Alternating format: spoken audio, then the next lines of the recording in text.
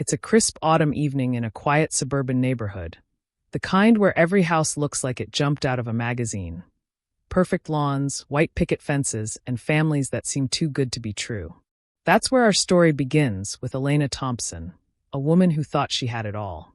Elena was the epitome of grace under pressure, a 38-year-old marketing executive with a sharp mind and an even sharper wardrobe. Her life was a carefully curated masterpiece, a loving husband, two adorable kids, and a home that screamed success. Elena met her husband, Marcus, back in college. He was the charming football star with a smile that could light up a room, and she was the ambitious bookworm dreaming of conquering the corporate world. Their first date was straight out of a rom-com. Picnic in the park, stolen kisses under the stars, and promises of forever. "Elena," he said that night, gazing into her eyes, "you're the one who's going to make all my dreams come true." And she believed him. They graduated, got married in a lavish ceremony surrounded by friends and family, and settled into life in Willow Creek, a picturesque town just outside the city. Fast forward 15 years, and their family was the envy of everyone. Marcus had climbed the ranks to become a successful real estate agent, closing deals on million-dollar properties like it was nothing. Elena balanced her high-powered job with being supermom to their kids. Little Sophie, who was 10 and obsessed with ballet, and 8-year-old Liam, a budding soccer prodigy just like his dad. Weekends were filled with family outings, trips to the zoo, backyard barbecues, and cozy movie nights where they'd all pile on the couch with popcorn and laughter echoing through the house. But let's peel back the layers a bit. Elena wasn't just the perfect wife. She was the glue holding everything together. She woke up at 5 a.m. every day to jog, prepare breakfast, pack lunches, and get the kids off to school before heading to her office. Marcus, on the other hand, had the flexibility of his job. He'd show houses at odd hours, attend networking events, and sometimes disappear for client dinners that ran late into the night. "Babe, you know how it is in this market," he'd say with that disarming grin, planting a kiss on her forehead.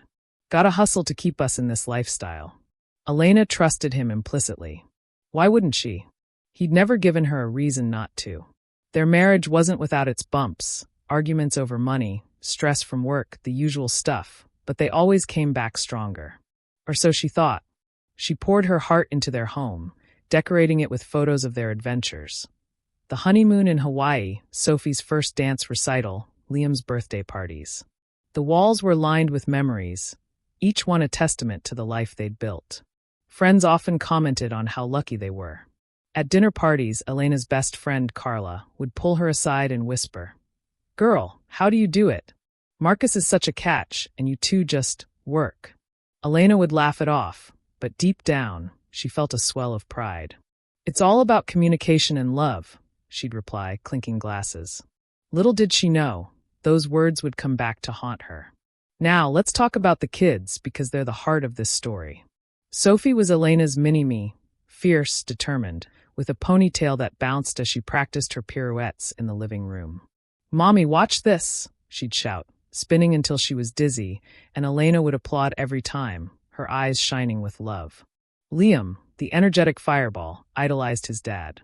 "When I grow up, I want to be just like Daddy, selling houses and driving fast cars," he'd declare, kicking a ball around the yard while Marcus coached him from the sidelines. Family vacations were sacred. Last summer, they went to Disney World, where Marcus hoisted Liam onto his shoulders for the parade, and Elena captured it all on her phone. "This is what life's about," Marcus said as they watched the fireworks explode overhead, his arm around Elena's waist. She leaned into him, feeling the warmth of his body, convinced that nothing could shatter their world. But cracks were forming, subtle at first. Marcus started spending more time on his phone, stepping out of the room for calls, claiming they were work-related. Elena noticed but brushed it off. After all, real estate was unpredictable. He'd come home smelling faintly of perfume, but she'd tell herself it was from hugging clients. "You're being paranoid," she'd scold her reflection in the mirror. "He's committed to us." One evening, as the sun dipped below the horizon, painting the sky in hues of orange and pink, Elena sat on the porch swing, sipping wine and reflecting on her life. The kids were inside, giggling over a board game, and Marcus was at a showing. She felt a pang of loneliness but pushed it away. This was her happily ever after, right? Little did she know, the storm was brewing, and it was about to upend everything she held dear. As the days turned into weeks, small inconsistencies piled up. A receipt for a fancy dinner for two when he said he was alone. A text message that popped up on his phone while he was in the shower. Can't wait to see you again, handsome. Elena's heart skipped a beat when she saw it, but she convinced herself it was a client flirting harmlessly. Marcus would never, she whispered to herself, deleting the notification before he could see she'd noticed. The neighborhood was buzzing with its own dramas. Mrs. Jenkins across the street was going through a divorce, and everyone whispered about her husband's affair. Elena felt sorry for her, offering casseroles and words of comfort. You'll get through this, she'd say, hugging her neighbor. No one deserves that kind of betrayal. Irony at its finest, folks. Marcus's family added another layer. His mother, Vivian, was the quintessential meddling mother-in-law, always dropping by unannounced with unsolicited advice. Elena, dear, you work too much. Marcus needs a wife who's home more, she'd say with a saccharine smile. Elena bit her tongue, knowing Vivian adored her son and saw him as infallible. Marcus's sister, Rachel, was more supportive, often calling Elena for girl talk. You two are goals, Rachel would gush. Don't ever change. Elena's own family was scattered. Her parents retired to Florida, her brother busy with his own life in New York. She relied on her inner circle, Carla, her ride-or-die from college, and a few work friends who kept her sane during long hours. Life's good, right? Carla asked over coffee one day. Elena nodded, but there was a flicker of doubt in her eyes. As the hook tightens, let's set the scene for the impending doom. It was a Friday night, the kids at sleepovers, and Elena had planned a romantic evening. Candles, his favorite steak, and a bottle of vintage wine. Marcus texted. Running late, babe. Big client. She waited, the food growing cold, her excitement fading into worry. Hours ticked by, and when he finally stumbled in at 2 a.m., reeking of alcohol and something floral, she confronted him gently. Everything okay? She asked, her voice soft. Yeah, just a tough negotiation, he mumbled, avoiding her gaze. He kissed her cheek and headed to bed. But as he slept, his phone buzzed on the nightstand. Elena, wide awake, glanced at it. The screen lit up with a name, Amanda. And the message, last night was amazing. When can we do it again? Her world tilted. Was this the beginning of the end? She stared at the ceiling, tears welling up, as the pieces started to fall into place. But this was just the setup, my friends. The real drama was about to unfold. Stick around because what happens next will shock you to your core. To really paint the picture, let's go back to their early days. Elena grew up in a modest home, her parents working blue-collar jobs to make ends meet. She was the first in her family to go to college, on scholarships and sheer determination. Marcus came from money, his father a successful businessman, his mother a socialite. Their worlds collided in a sociology class, where they debated passionately about social mobility. You're so passionate, he said after class, inviting her for coffee. From there, it was a whirlwind romance. Their wedding was extravagant, courtesy of Marcus's parents. Elena walked down the aisle in a gown that made her feel like a princess, vows exchanged with tears in their eyes. I promise to love you through thick and thin, Marcus said, his voice steady. Elena echoed the sentiment, believing every word. Post-wedding, they bought their dream home in Willow Creek, a 4-bedroom colonial with a wraparound porch. Elena decorated it meticulously, vintage furniture, family portraits, and a kitchen that was her sanctuary. She loved cooking, experimenting with recipes from around the world. Marcus praised her meals, saying, Babe, you're the best thing that ever happened to me. The kids arrived soon after. Sophie's birth was a joy, though labor was tough. Marcus held Elena's hand the whole time, whispering encouragements. You're amazing, he said as they held their daughter. Liam came 2 years later, completing their family. Parenthood brought challenges, sleepless nights, tantrums, school runs, but they navigated it as a team. Marcus's career took off when he joined a top real estate firm. He closed his first big deal, a luxury condo, and celebrated by taking Elena on a surprise weekend getaway. This is for us, he said, toasting with champagne. Elena's career flourished too. She led campaigns for major brands, earning promotions and respect. Social life was vibrant. They hosted barbecues where neighbors mingled, kids played, and laughter filled the air. "You guys have it all," one neighbor said. Elena smiled, but sometimes she felt the pressure to maintain the facade. Subtle hints of trouble. Marcus's late nights increased. He'd forget anniversaries, blame work. Elena compensated by planning more family time. "Let's go camping," she'd suggest, and they'd pack up for adventures in the woods, roasting marshmallows and telling stories around the fire. One memory stood out, their 10th anniversary. Marcus surprised her with a cruise. "To many more years," he toasted. But even then, his phone buzzed incessantly. "Work," he said apologetically. Elena's inner world was rich. She journaled her thoughts, read books on self-improvement, and dreamed of starting her own agency someday. "You're my rock," she told Marcus one night, cuddling on the couch. He squeezed her hand, but his eyes seemed distant. As the background solidifies, the hook pulls tighter. That fateful Friday, as Elena waited, her mind raced through memories. When the phone buzzed with Amanda's message, her heart shattered. But she didn't confront him yet. Instead, she lay there, planning her next move, the seeds of revenge planting themselves in her mind. And just like that, the stage is set. What will Elena do when she uncovers the full truth? Don't go anywhere. This is only the beginning. I couldn't sleep that night. The message from Amanda burned in my mind like a neon sign I couldn't turn off. My heart pounded as I lay there, staring at Marcus's peaceful face, oblivious in his slumber. How could he sleep so soundly while my world was crumbling? I slipped out of bed, my bare feet cold against the hardwood floor, and tiptoed to the living room with his phone in hand. My fingers trembled as I unlocked it. Thankfully, he still used the same passcode, my birthday. A part of me hoped it was a mistake, a misunderstanding, but deep down I knew. The screen lit up with a flood of texts, and each one felt like a dagger. Amanda wasn't just a client, she was his mistress. The messages dated back months, filled with late-night rendezvous, stolen kisses, and plans to get away together. One read, "Last night at the hotel was incredible. Elena's too busy to notice anything." Another, "When are we telling her? I hate hiding like this." My stomach churned as I scrolled, tears blurring my vision. There were photos too, selfies of them laughing, arms around each other, in places I'd never been with him.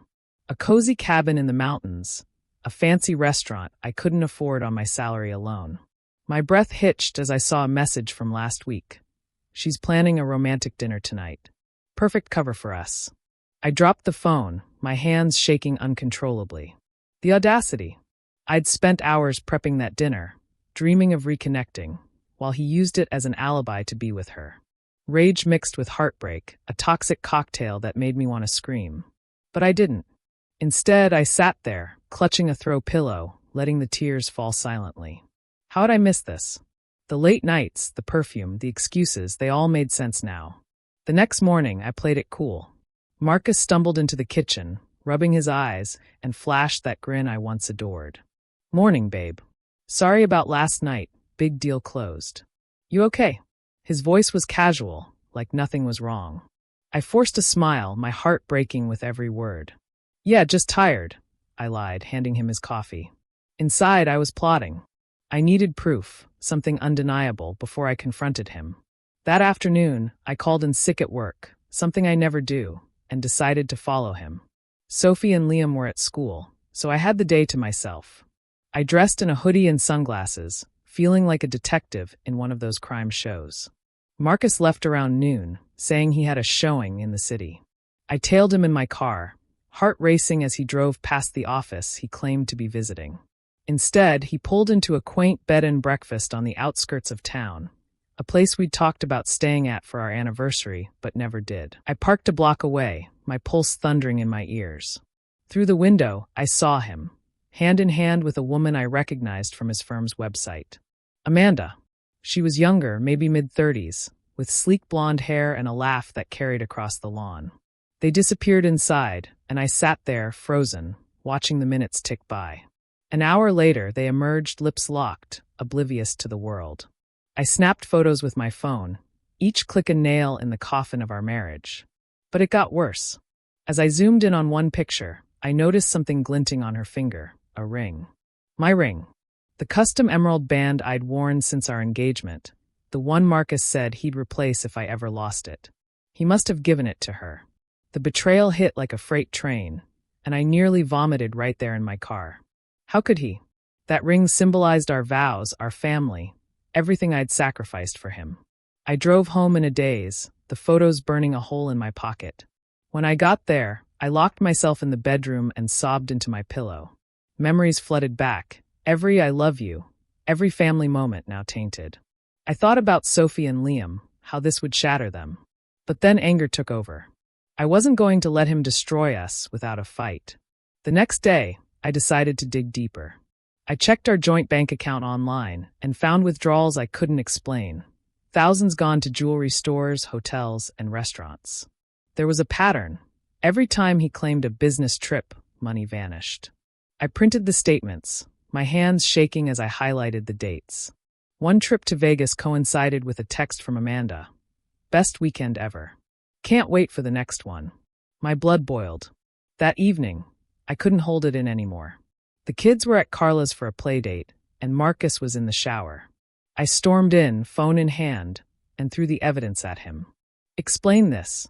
I shouted, my voice cracking. He froze, water dripping down his face, towel barely around his waist. Elena, what the hell? He stammered, reaching for the phone. Don't play dumb, Marcus. Amanda? The ring? The money? I saw you yesterday. I was screaming now, tears streaming down my face. He tried to grab my arm, but I yanked it away. It's not what you think, he said, his voice low. She means nothing. It was a mistake. A mistake? I laughed bitterly. Months of lies, Marcus. You gave her my ring. He looked away, guilt written all over his face. I was going to tell you. I just didn't know how. The words hung in the air, heavy and suffocating. I turned and walked out, slamming the door behind me. But the discovery wasn't over. As I sat in the living room, trying to process, my phone buzzed. It was a video message from an unknown number. Trembling, I opened it. There was Marcus and Amanda, in a hotel room, laughing as he proposed to her with my ring. She'll never know, he said on the video, and she giggled. Perfect. We'll be together soon. The screen went black, and I dropped the phone, my scream echoing through the empty house. That was the moment I knew. This wasn't just an affair. He was planning to leave me, to replace me with her, and take everything I'd built. My mind raced with images of Sophie and Liam growing up without their father, of losing our home. The betrayal was complete, and with it came a resolve I didn't know I had. I wiped my tears, stood up, and whispered to myself, he's going to pay for this. The days following that explosive confrontation blurred into a haze of pain and fury. I barely remember getting the kids from Carla's house, plastering on a fake smile as they chattered about their playdate. Mommy, why are your eyes red? Sophie asked innocently, her small hand tugging at my sleeve. I knelt down, hugging her tight, and whispered, just allergies, sweetie. Nothing to worry about. But inside, I was a storm raging, waves of betrayal crashing over me relentlessly. Marcus had packed a bag and stormed out, muttering something about needing space, leaving me to hold the pieces of our shattered family. That night, alone in our king-sized bed that suddenly felt too big, I replayed every moment in my head.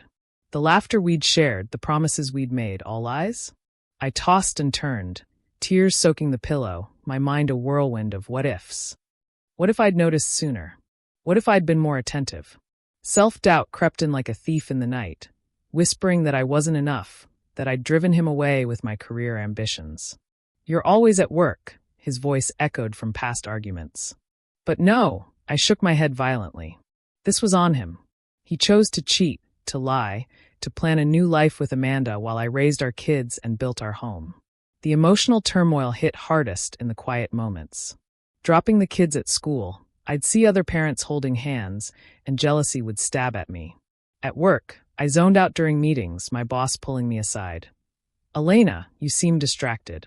Everything okay at home? I'd nod, forcing a laugh. Just family stuff. I'll be fine. But I wasn't. Meals became mechanical, picking at food while the kids ate happily, oblivious. Liam kicked his soccer ball in the yard, yelling, Dad taught me this trick. Each mention of Marcus was a fresh wound. I confided in Carla over endless cups of coffee. He gave her my ring, Carla. My ring. I sobbed, slamming my fist on the table. She hugged me, her eyes fierce. That bastard. You deserve better. But what are you going to do? That's when the seed of revenge sprouted. At first, it was just venting. I want him to suffer like I am. But as the days wore on, it grew into something darker, more calculated. Sleepless nights turned into research sessions. I'd huddle over my laptop in the dim glow of the study, the house silent except for the tick of the clock. Divorce laws, asset division, custody battles. I devoured it all. Marcus had hidden money in secret accounts. I found traces in the bank statements. He's been siphoning funds, I muttered to myself, printing more evidence. But legal revenge felt too clean, too impersonal. I wanted him to feel the humiliation, the shock, the way my heart had been ripped out. The turmoil peaked one rainy afternoon. I was cleaning out his closet, tossing his clothes into boxes, when I found a hidden box under the floorboards. Inside, love letters from Amanda, hotel receipts, and, worst of all, an ultrasound photo. My breath caught. Was she pregnant? The date matched their Vegas trip. Rage boiled over. I screamed, hurling the box across the room. How dare he? I collapsed on the floor, sobbing until my throat was raw. That was my breaking point. No more victim. It was time to plan. I started small, mapping out his weaknesses. Marcus thrived on his reputation, the charming real estate king, the family man. If I expose him, I thought, he'll lose everything. But how? I journaled ideas furiously. Anonymous tips to his boss about embezzlement? Leaking the affair to our social circle? No, too straightforward. I needed twists, something that would unravel him slowly, painfully. First, I hired a private investigator, discreet, expensive, but worth it. Follow him, I instructed over the phone, my voice steady despite the tremble in my hands. I need dirt. Days later, the PI emailed a report. Photos of Marcus and Amanda at luxury spots, audio clips of their conversations. We're starting over, he said in one recording. Once the divorce is final, we'll marry. And the kicker, she was indeed pregnant, and he'd been funding her lavish lifestyle with our money. The revelation fueled my fire. I paced the kitchen, wineglass in hand, brainstorming. Hit him where it hurts, Carla advised during our next meetup. His wallet, his ego, his future. We plotted over takeout, laughter mixing with tears. Idea 1, sabotage his big deals. As a real estate agent, he had upcoming closings. I knew his passwords from shared accounts, sloppy on his part. What if I anonymously emailed clients tips about his shady practices? But I wanted more drama. Twist 2, involve his family. Vivian, his mother, idolized him. What if she learned the truth? I drafted an email with the ultrasound photo attached. Ask your son about his new family. Too harsh? Maybe, but the thought thrilled me. Emotional waves crashed again. One night, the kids asked about Dad. When's he coming home? Liam whimpered, clutching his stuffed bear. I held them close, fighting tears. Soon, baby. He's just busy. But inside, guilt gnawed. My revenge might hurt them too. I resolved to shield them, making the plan more surgical. As planning intensified, suspense built. I created a burner email and phone, practicing my disguises in the mirror. You're crazy, I told my reflection, but the fire in my eyes said otherwise. Twist 3. Turn Amanda against him. From the PI's intel, she was insecure, jealous. What if I sent her evidence of other affairs? Marcus had a history. I found old messages on his cloud backup. Faking a few more wouldn't be hard. The turmoil evolved into empowerment. Yoga sessions became my outlet, where I'd visualize my revenge amid deep breaths. He took my trust. I'll take his world, I'd mantra. Friends noticed the change. You're glowing, Elena. What's your secret? I'd smile mysteriously. Just focusing on me. A cliffhanger moment came when Marcus called, begging to talk. I miss you, Elena. Let's fix this. His voice cracked, but I saw through it. The PI said he was fighting with Amanda. I agreed to meet at a cafe, heart pounding. There he was looking haggard, pleading. It was a fling. I love you. Lies. I recorded it secretly, adding to my arsenal. We'll see, I said coolly, leaving him desperate. Back home, I refined the plan. Phase 1, financial ruin. I'd freeze joint accounts, but subtly, transfer funds to a new one in my name, citing security concerns. Phase 2, social destruction. Leak the affair via anonymous posts on local forums, with photos blurred just enough. Phase 3, the big twist. Make him think Amanda betrayed him, planting fake evidence. But doubt crept in during quiet hours. Was I becoming the monster? No, this was justice. As rain pelted the windows, I finalized the blueprint, my hands steady. The execution was near, and Marcus had no idea the storm coming his way. What happens when revenge unfolds? Hold on tight, the shocks are just beginning. Oh, friends, if you thought the planning was intense, buckle up, because executing it? That was where the real fireworks happened. I woke up one crisp morning, about 2 weeks after the confrontation, with a fire in my belly that no amount of doubt could extinguish. The kids were off to school, the house quiet, and I was alone with my blueprint. No turning back now. I'd rehearsed every step in my head, like a director prepping for the climax of a blockbuster. Marcus thought he could waltz out and start over? I'd make sure his new chapter was written in ruins. Phase 1 kicked off with financial sabotage, subtle but devastating. I logged into our joint accounts using that shared password he'd never bothered to change. Heart pounding, I initiated a series of transfers for security, moving every penny I could into a new account solely in my name. It wasn't theft, it was protection. Our savings, the kids' college fund, the emergency stash. He'd been dipping into it for his little love nest, so why shouldn't I safeguard what was mine? As the confirmations pinged in, I imagined his face when he checked his balance later that day. But I didn't stop there. I froze the credit cards linked to his business, citing suspicious activity from my end. The bank called him immediately, and I could hear the muffled shouting through the phone when he rang me in a panic. Elena, what the hell? I can't access anything. His voice was a mix of rage and desperation, like a cornered animal. I put on my calmest tone, the one I used in boardroom negotiations. Marcus, after what I found, I had to protect our assets. For the kids. You understand, right? There was a long pause, then a string of curses before he hung up. I leaned back, sipping my coffee, a small smile creeping in. That was just the appetizer.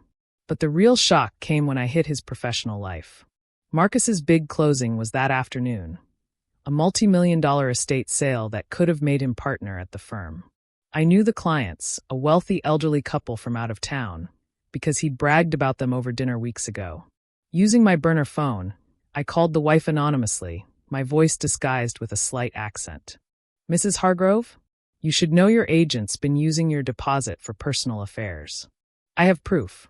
I sent her the blurred photos from the PI, just enough to raise alarms without revealing too much. Her gasp was audible. Who is this? This is outrageous. By the time Marcus arrived at the meeting, the deal was crumbling. I got the play-by-play from a concerned colleague I'd tipped off earlier. Another anonymous email to his co-worker, planting seeds of doubt. The Hargroves confronted him mid-presentation, demanding explanations, waving printouts of the evidence. Marcus stammered, sweat beading on his forehead, but it was too late. The sale fell through, and whispers of unethical behavior started circulating in the office.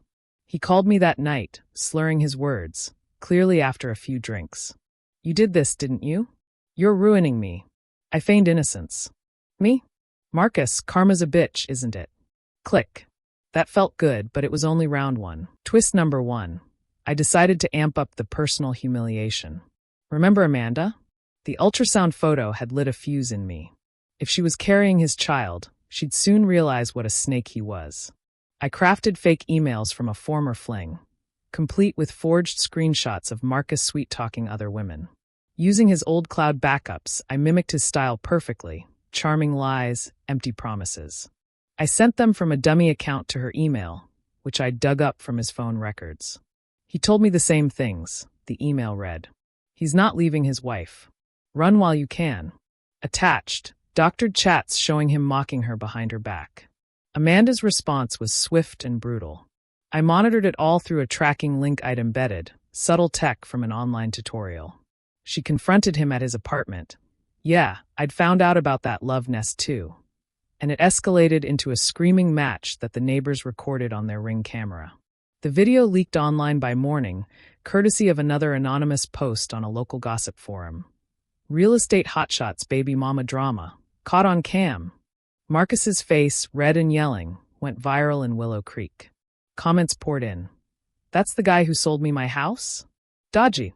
His phone blew up with clients canceling, colleagues distancing. I watched from afar, curled on the couch with a glass of wine, the kids asleep upstairs. Sweet, poetic justice. But I wasn't done. The emotional high from that faded into a restless need for more. Phase 2 evolved into something bolder, involving his precious family. Vivian, his mother, was next. She called me the day after the video leak, her voice dripping with concern. Elena, dear, what's going on with Marcus? People are saying awful things. I invited her over, playing the heartbroken wife to perfection. Over tea in the living room, surrounded by family photos that now mocked me, I confessed everything, showed her the texts, the bank statements, the ultrasound. He's planning a new life, Vivian. With her. And our grandkids. Sophie and Liam deserve better. Her face crumpled, the unbreakable matriarch reduced to tears. My boy, how could he? But instead of defending him, she turned on a dime. Vivian was old school. Family honor meant everything. That afternoon, she marched to Marcus's office, unannounced in her Sunday best, and unloaded in front of his boss. You've got a liar on your team, stealing from his own family. The boss, already wary from the Hargrove fiasco, suspended Marcus on the spot.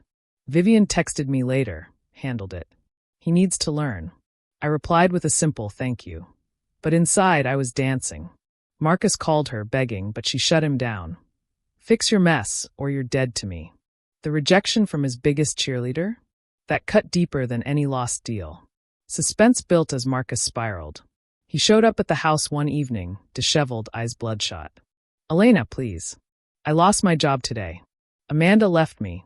She thinks I'm cheating on her too. Irony at its finest. He dropped to his knees in the foyer, grabbing my hands. I know I messed up. Let me come home. For the kids. Sophie and Liam peeked from the stairs, wide-eyed. My heart twisted, for them, not him. Daddy, Liam whispered. I pulled away gently. Not tonight, Marcus. You've got a lot to make up for. I shut the door on his sobs, leaning against it, tears of my own falling. Was this too far? No.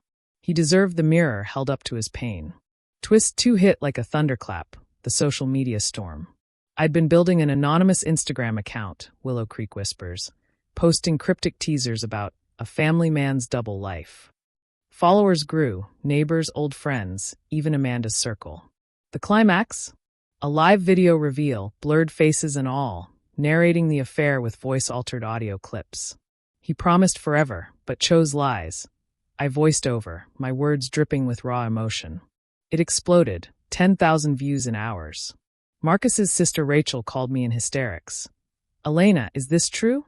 Oh God, the family's ruined. She confronted him publicly at a family dinner, cutting him off from the inheritance he'd always counted on. You're on your own, bro. As the dust settled from that, I layered in a final, shocking layer, legal warfare with a vengeance twist. I'd consulted a shark of a divorce lawyer, feeding her every scrap of evidence. We filed for everything. The house, full custody, alimony that would bleed him dry. But the kicker? We uncovered he'd been falsifying tax returns on those business trips. PI footage showed him pocketing kickbacks. The IRS got an anonymous tip, guess who? And suddenly, auditors were at his door. Marcus, now jobless and broke, faced audits, lawsuits, and a restraining order I slapped on him for emotional distress. The executions overlapped in a whirlwind of chaos. One night, as sirens wailed outside, cops hauling him in for questioning on the tax fraud, I stood at the window, watching his world implode. Amanda, in a final act of spite, posted her own rant. He used me just like his wife. The pregnancy? A false alarm, it turned out. Stress test gone wrong, but the damage was done. He texted me one last time. You win. I hate you. I blocked him, feeling a hollow victory mixed with liberation. Through it all, suspense hung thick. Every call, every leak, I held my breath. Would he connect the dots to me? He suspected, but proof? Zilch. I played the victim card masterfully, rallying support from friends and neighbors. Carla became my rock, helping with alibis and tech hacks. The kids sensed the tension but thrived on the stability I provided. Extra ballet classes for Sophie, soccer camps for Liam. "Mommy's strong," Sophie said one day, hugging me. Damn right I was. By the end of the month, Marcus was a ghost, crashing on friends' couches, reputation in tatters, begging for scraps. The revenge wasn't just one blow, it was a barrage, each hit more shocking than the last. Financial ruin left him penniless. Professional downfall stripped his ego. Family betrayal isolated him. Social exposure humiliated him publicly. And the legal noose? That ensured he'd feel the squeeze for years. But as the adrenaline faded, a question lingered. Had I gone too far? The shocks were mine to wield, but the scars? They'd linger. Yet in that moment, watching the sunset from my porch, our porch, I felt alive. Free. The storm had passed, but the real test was coming, rebuilding from the wreckage. What happens when the dust settles? The aftermath will blow your mind, stay tuned. As the echoes of my revenge faded, the aftermath settled in like a heavy fog over Willow Creek. It had been a month since the final blows. Marcus's arrest for tax fraud making local headlines, his face splashed across papers with headlines like "Local Real Estate Star Falls from Grace." I watched it all from the sidelines, a mix of satisfaction and quiet reflection. The house felt lighter without him, but the voids were there, empty drawers, silent dinners, the kids' questions lingering like ghosts. "Where's Daddy now?" Liam asked one evening, his soccer ball idle at his feet. I sat him down, Sophie joining us on the couch, and explained as gently as I could. "Daddy made some mistakes, and he needs time to fix them. But we're okay, you hear me? We're strong together." The community rallied around us in unexpected ways. Neighbors who'd seen the gossip storm dropped off meals, offering shoulders to cry on. "You're better off without him," Mrs. Jenkins said, her own divorce scars making her words ring true. Carla became our constant, organizing playdates and sleepovers to give me breathing room. Work picked up too. My boss, sensing my fire, handed me a promotion. "You've got that edge now, Elena. Use it." I dove in, channeling the pain into pitches that won clients left and right. For the first time in years, I felt like I was living for me, not just surviving. Marcus? Karma hit him hard, no doubt. Broke and jobless, he crashed at a seedy motel on the town's edge, scraping by on odd jobs. Rachel told me he'd reached out, begging for help, but she'd shut the door. "You burned those bridges, bro." Vivian, heartbroken but resolute, cut him from the will entirely. "He needs to learn humility," she confided over tea one day, her eyes misty. The legal battles dragged on. We settled the divorce quickly, me getting the house, custody, and enough alimony to secure our future. But the IRS? They weren't as forgiving. Fines piled up, and whispers of jail time loomed. One twist. Amanda sued him for emotional distress, claiming he'd promised marriage and left her high and dry. The courtroom drama was popcorn-worthy, but I stayed out, letting the chips fall. Emotionally, the closure came in waves. Therapy helped, weekly sessions where I'd unpack the betrayal, the rage, the guilt over my revenge. "You reclaimed your power," my therapist said, "but forgiveness is for you, not him." I started journaling again, not plots this time, but gratitude. For Sophie's laughter during ballet, Liam's goals on the field, the quiet mornings with coffee and sunrise. Friends threw a freedom party for me, wine dancing, toasts to new beginnings. To Elena, the queen who slayed her dragon. Carla cheered, and for the first time, I laughed without the ache. Lessons emerged from the rubble. First, trust but verify. Blind faith had blinded me to the signs. Second, revenge might feel sweet, but it's a double-edged sword. It empowered me, yet left scars of its own. I taught the kids resilience. Life throws curveballs, but we swing back. Sophie started a journal too, drawing pictures of our new adventures. Liam asked to join a new soccer team, one without Dad's shadow. We traveled, a weekend getaway to the beach, building sandcastles and chasing waves. "This is fun, Mommy," Liam said, his smile pure. That healed me more than any payback. Karma's final bow? Marcus showed up one rainy night, soaked and defeated, at our door. "Elena, I get it now. I lost everything because of my choices." "No please, just apology." I didn't let him in, but I listened. "Good luck," I said softly, closing the door. He walked away a broken man, and I felt peace. Not joy in his suffering, but closure in knowing justice was served. Today, as I look back, this story isn't just about revenge. It's a cautionary tale. Love deeply, but guard your heart. Betrayal stings, but rising from it? That's the real power. If you're going through something similar, remember, you're stronger than you know. Hit like if this resonated, subscribe for more stories, and comment your thoughts below. What's your take on karma? Until next time, stay fierce.